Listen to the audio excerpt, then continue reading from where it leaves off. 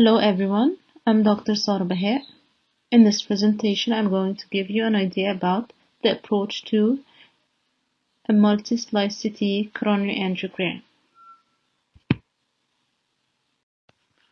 So we're going to be talking about patient selection and preparation and image post-processing and interpretation. So this is a very recommended paper for anyone who's going to start practicing cardiac CT. It will give you information about how to obtain training in cardiac CT, your unit setting, your patient selection and preparation, as well as your scan protocols, image interpretation, and post-processing. Also, this paper, the 2010 Appropriate Use Criteria for Cardiac Computed Tomography, which actually aims to make you think before performing the scan, is your patient going to benefit from the scan or not? Are the hazards acceptable for such a patient or not? For exposing him to the radiation and contrast material, is he going to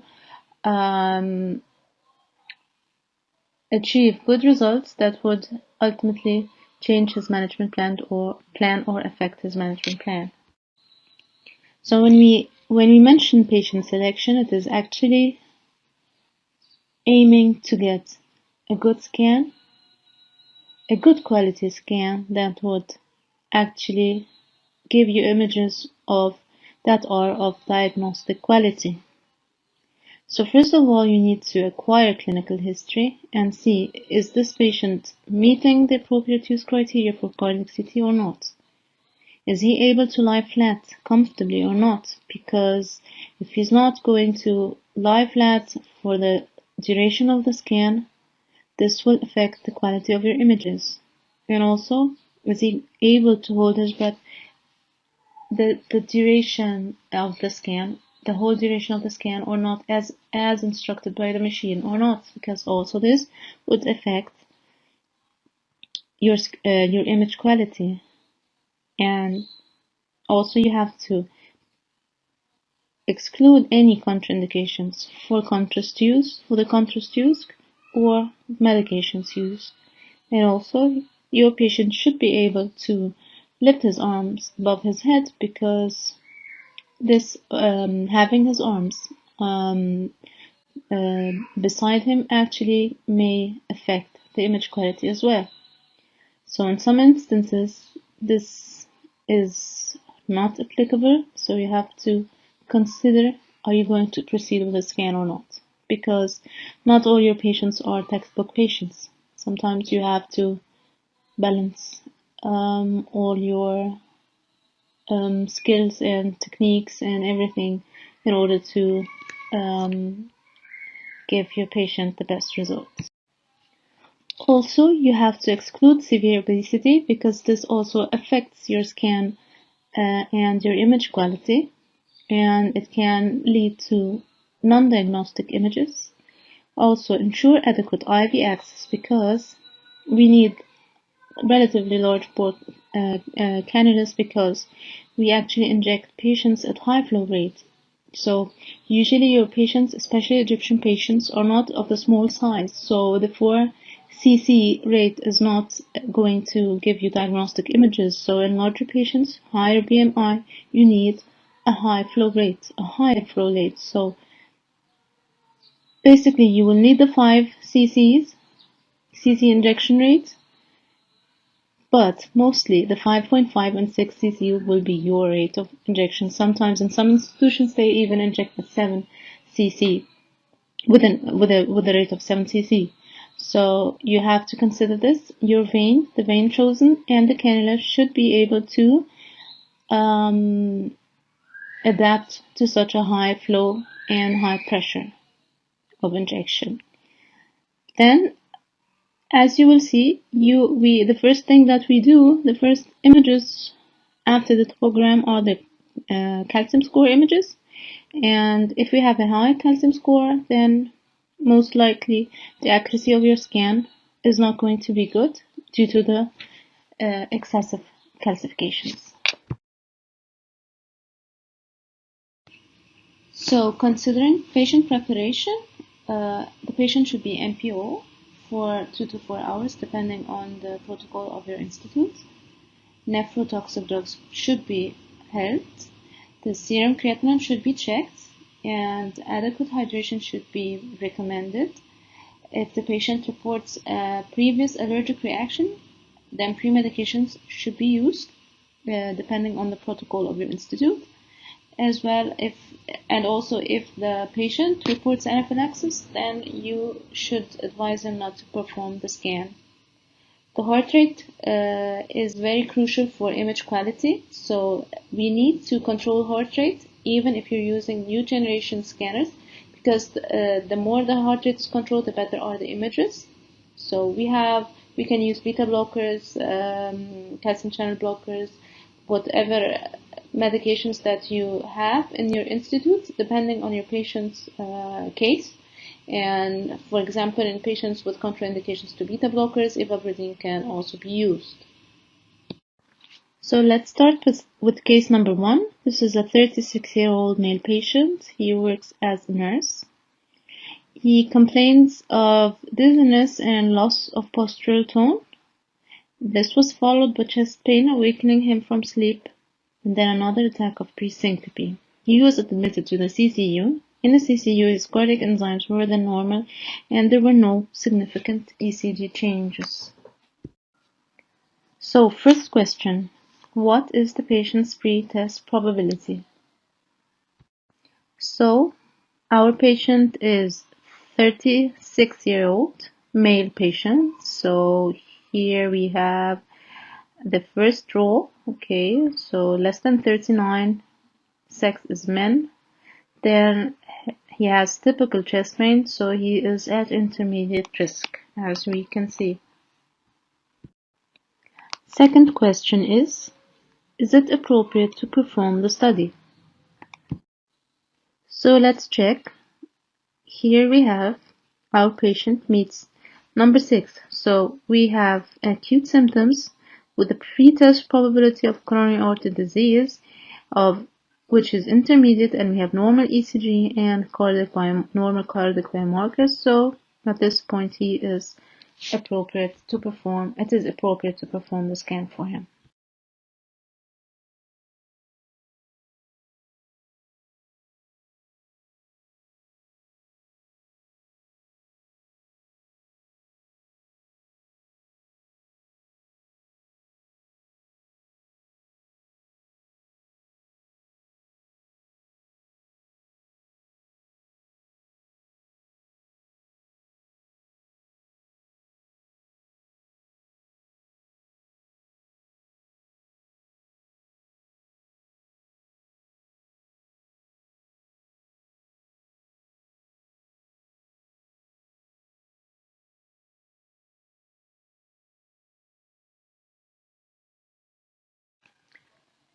The first images we obtain are the non-contrast images for assessment of calcium score, and we can use these images before injecting the contrast and performing the angiogram to check if actually the patient understood the instructions, the breath hold instructions properly or not, and is able to comply with these instructions or not. So as we can see in these images, that we can see, so to say, a double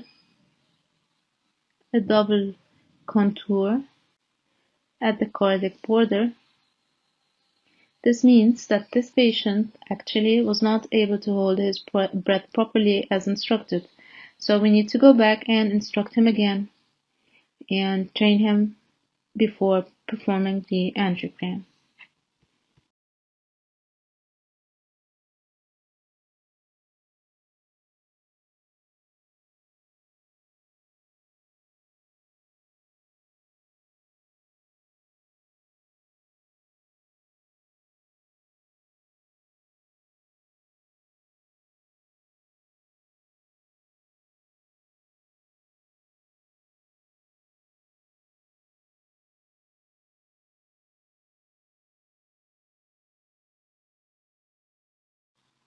So we performed the scan and the patient was able to hold his breath properly, and we obtained good quality images where we can see the left main, the LED and its branches, and as well as the radius intermedius, the CX and the RCA, which are apparently free of any significant lesions. Second case is a 65-year-old male patient with history of hypertension and complaints of dyspnea on exertion. So again, the question, what is the patient's pretest probability? So he is more than 60 years old. So, and he's male patient. So with atypical symptoms, then he is at intermediate risk or intermediate pretest probability. And again, the question, is it appropriate to perform the study? So these are non-acute symptoms, and he is, so according to point number 1 and 2, ECG interpretable and able to exercise, or ECG uninterpretable or unable to exercise. We did not have the ECG, and but he was able to exercise again. So in both cases, he's at intermediate risk, so the scan for him is actually appropriate.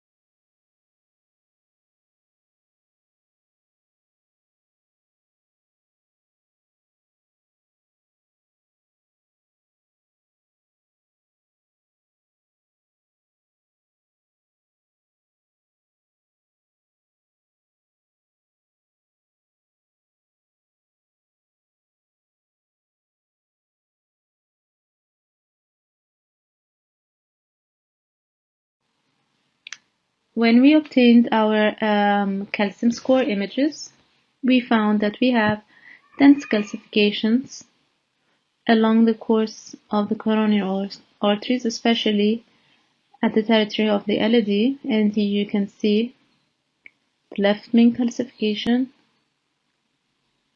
as well as the LED, CX, and RCA. And we had almost a calcium score of above 1,000. So at this point, we have a different question. So the question to you at this point, should we continue with the angiogram or not? And what should we do at this point? So actually, you will find differences between different physicians performing the scans about the cutoff value or the cutoff point beyond which they don't perform the scan. But many studies found that if you have a score more than 400, then you have a drop in specificity from 85% to 66.5. However, sensitivity remained unchanged. And also another paper found that the diagnostic accuracy for coronary angiography in patients with a calcium score over 600 is quite low.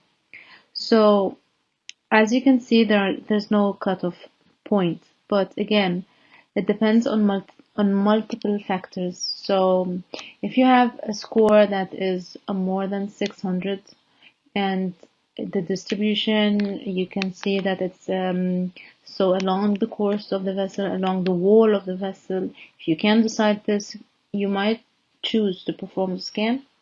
Or if you find no very dense chunks at different areas of the vessel, then you might say that this is actually not going to be good, because probably this will obliterate a considerable amount of the lumen, and then the assessment of the severity of a lesion would be very difficult. So this is why it's a bit difficult, and by time you will develop your own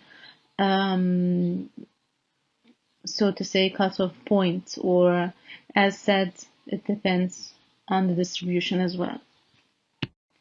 So there is no clear cutoff point, but in one meta-analysis, it was seen that actually the specificity of a scan drops from 85% to 66%, 66.5% in patients with a calcium score higher than 400, and that and that the diagnostic accuracy of the scan at a score of 600 or more than 600 is actually also very or relatively low. So this also it also depends on the distribution of the calcium. If you find the calcium along the vessel wall, so you can see the distribution is only in the wall, and diffusely along the wall of the artery, or then you might think I might do the angiogram even if it's a bit higher or higher than 600. But if you find that the distribution is actually, there are dense calcifications and chunks along the course of the artery, then you might say no, it's better not to perform the scan. So there's no clear cutoff point as we mentioned. So, but at this point we have it more than 1,000, so it's very dense at the LAD territory, so it's not wise. It was decided it's not wise to perform the angiogram. So here we have a patient, a 54-year-old male patient, history of hypertension, diabetes, dyslipidemia. He's an ex-smoker complaining of atypical chest pain and palpitations.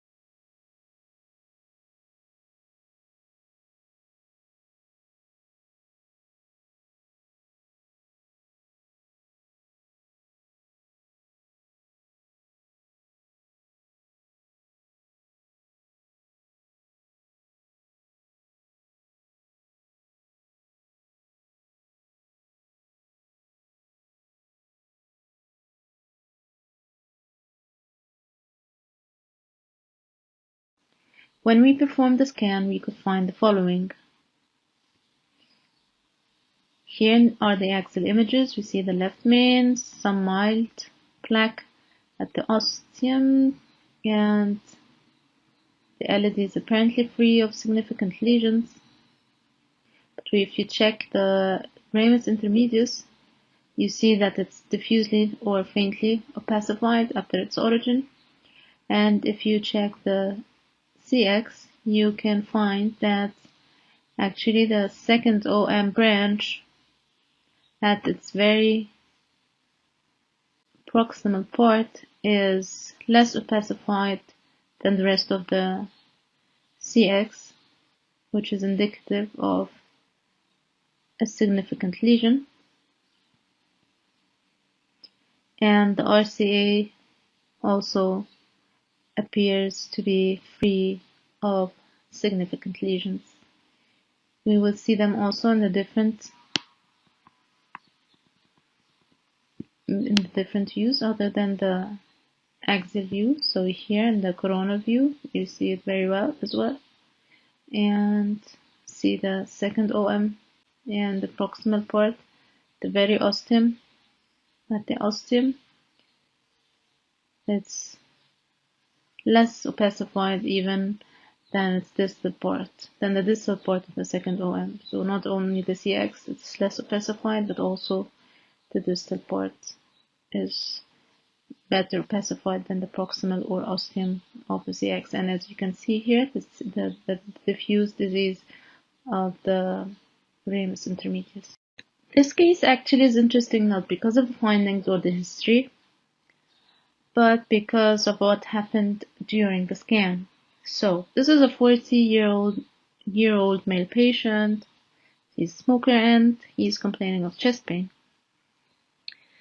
When we performed the scan, what happened is that the ECG signal was completely distorted, and the baseline was completely chaotic, and there were no clear waves along the ECG during the scan.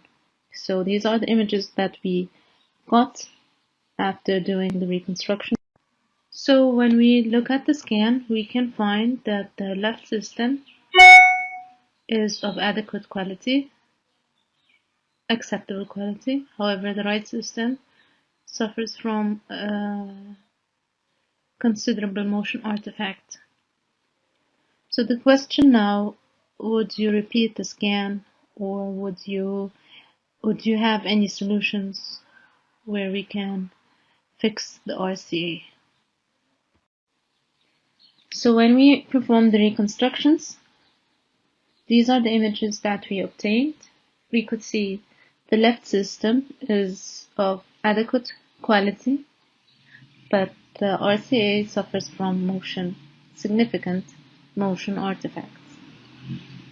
So question is, should we repeat the scan, or do you suggest any solution? Do we have any solution?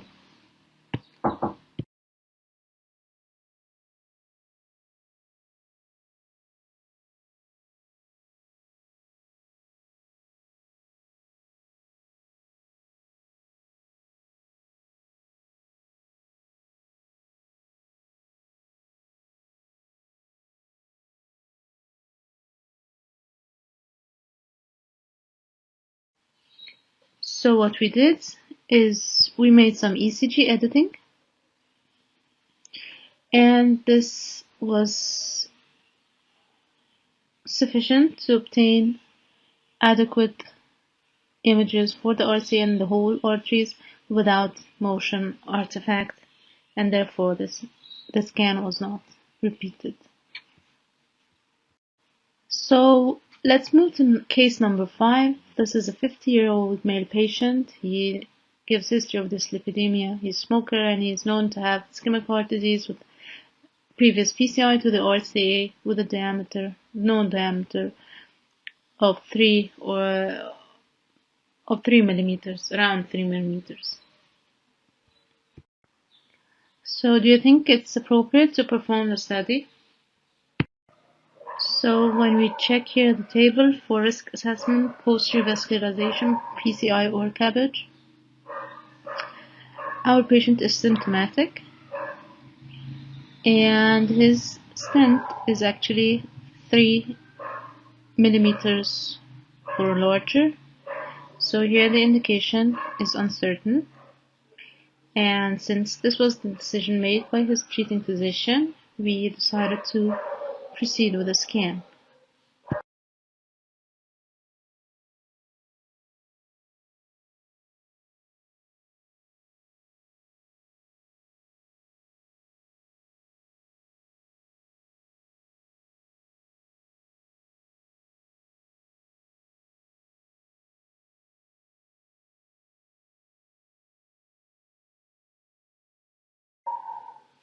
So when you see the images, these are the MPR images for the LED. You see at the proximal part of the LED there's a partly calcified plaque causing about moderate around. So it's a around 40%, 40 to 50. So we can say mild to moderate.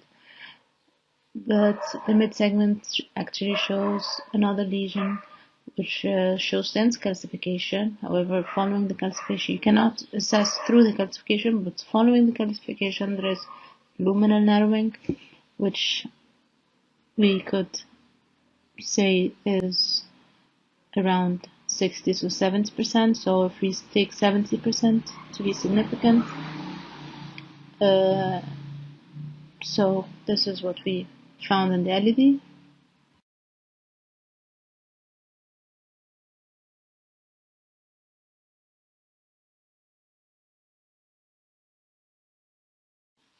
So these are the images of the RCA, and we can see there's a stent where the still part shows hyperdensity, suggestible in-stent restenosis, and that there's the plaque which is actually extending beyond the stent and is actually causing significant stenosis.